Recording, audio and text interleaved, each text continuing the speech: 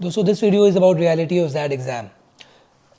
दोस्तों बहुत लोगों का ये मिथ होता है कि ज़ैड बहुत ही टफ है। इस बार कैट का एग्ज़ाम थोड़ा टफ हुआ है और इसके बाद लोग बोल रहे हैं कि ज़ैड क्या देंगे, ज़ैड तो और टफ होगा।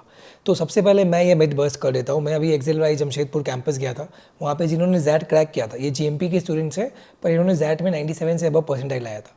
ये देखिए दोस्तों, ये क्या बोल रहे हैं कि ज़ैड टफ एग्जाम नहीं है। पहले ये देख लीजिए, फिर मैं आपको वीडियो में बताता हूँ ज़ैड के बारे में सब कुछ। It is actually a different exam.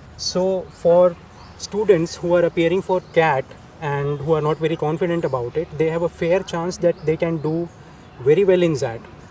In fact, if you take out the data, you can observe that most of the students who top the ZAT exam are not the ones who topped the CAT exam. Well said, yeah. So it is a different exam and it requires a slightly different strategy to crack. As far as decision making is concerned, I would like to suggest that it should be treated like a regular English comprehension question. Like there are two aspects which is common between CAT and ZAT, that is verbal and quant. So that section, the students who are already preparing for CAT, they are well versed with those sections. The only difference and the differentiator between CAT and ZAT is the decision making part, and it also carries a good weightage because if you know Accelera is known for its ethical Absolutely. Focus. But I would suggest that the English portion is a bit tougher than what is asked in CAT, because they also have some sort of poetry section.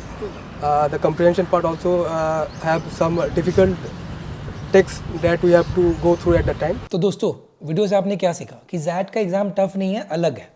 अगर toughness की बात करें तो ठीक है, 1 to 10 के scale में मैं बोलूँगा कि 7 का स्केल है, 7 के लेवल पे। वो भी मैं इसलिए बोल रहा हूँ कि you have to pick the questions. यही ये एक्सेल के बच्चे भी बोल रहे हैं कि you have to pick the right questions, ठीक है। एंड एक चीज़ अलग है, डिसीजन मेकिंग। डिसीजन मेकिंग बहुत लोगों के लिए बहुत ईजी होता है।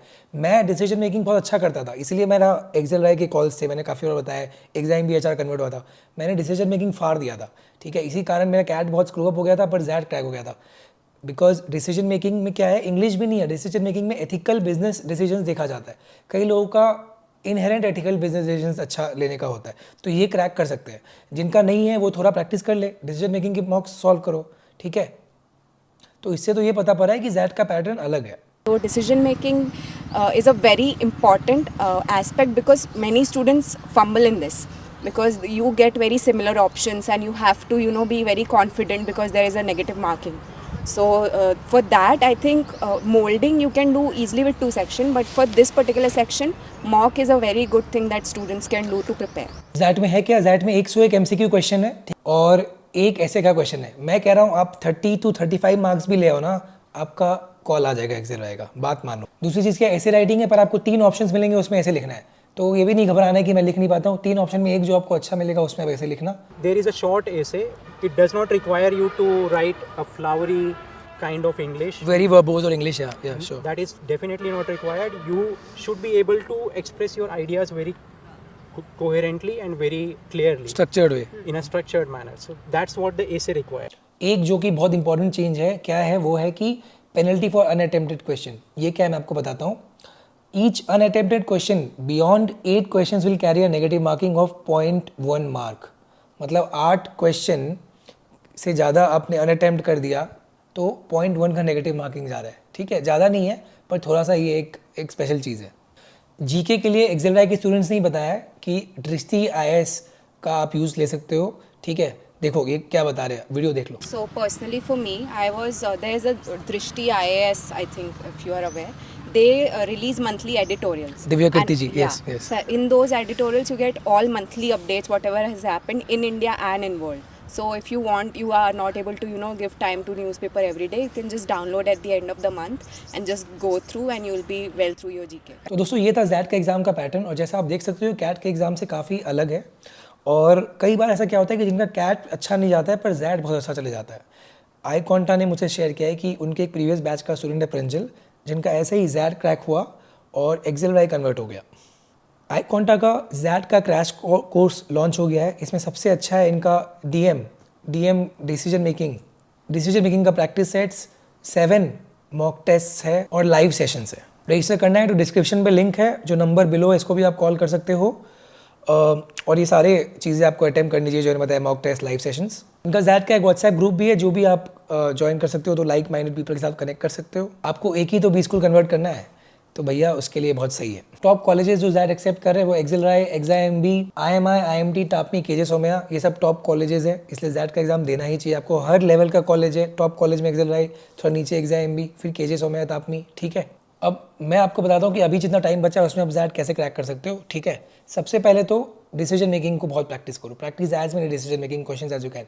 सेकेंडली, अभी अपने स्ट्रेंथ में ही फोकस करो अभी, क्योंकि जैट में क्या है ना कि आपको बहुत कम क्वेश्चन सेलेक्ट करने हैं, वो राइट करना है। इट्स लाइक राहुल द्रविड़, आपको टेस्ट मैच राहुल द्रविड़ की तरह खेलना है। जैट ऐसा एग्जाम है, ठीक है। समझो ऑस्ट्रेलिया में खेल रहे हो, तो अब आपको जो वीक है उसमें मत फोकस करो, जो स्ट्रॉन्ग था भले कैट में हिल गए हो उसी में फोकस करो, वही क्वेश्चन आपको छूना है एटलीस्ट क्वांट के हिसाब से, ठीक है। तो क्वांट में जो आपका स्ट्रॉन्ग टॉपिक्स है, अर्थमेटिक तो अर्थमेटिक, अलजेब्रा, ज्योमेट्री में भी कुछ टॉपिक्स आपके स्ट्रॉन्ग है, वो पूरा अच्छे से प्रैक्टिस करके जाओ कि मैं इसको छूऊंगा, ठीक है। एक और बात मैं आपको बता देता हूँ, 90 परसेंटाइल लाना आसान है, ठीक है। तो अगर आपको एक्सेलराई का कॉल लाना है, एक्सेलराई के कॉल में sectional marks, sectional cut off clear करो, 92 93 भी लाओ, एक्सेलराई का कॉल आ जाएगा।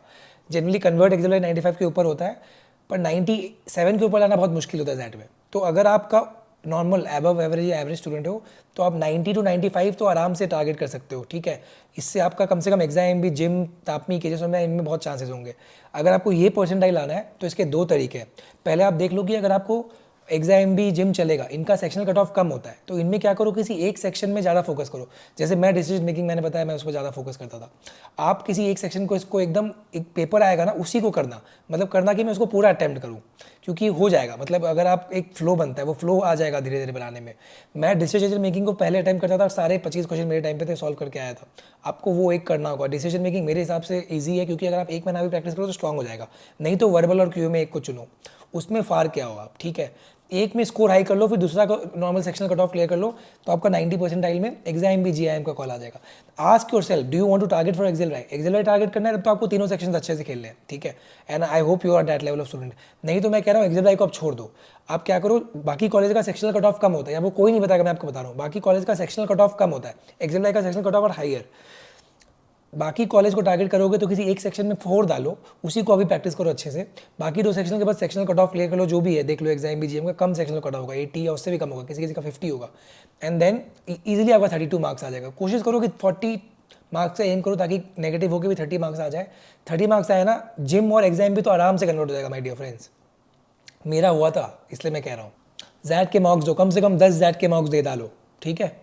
अगर एक लाइन में पूछोगे जैट कैसे क्रैक करना, it is about choosing the right questions. Just choose the right questions and solve them. Do not waste time on questions.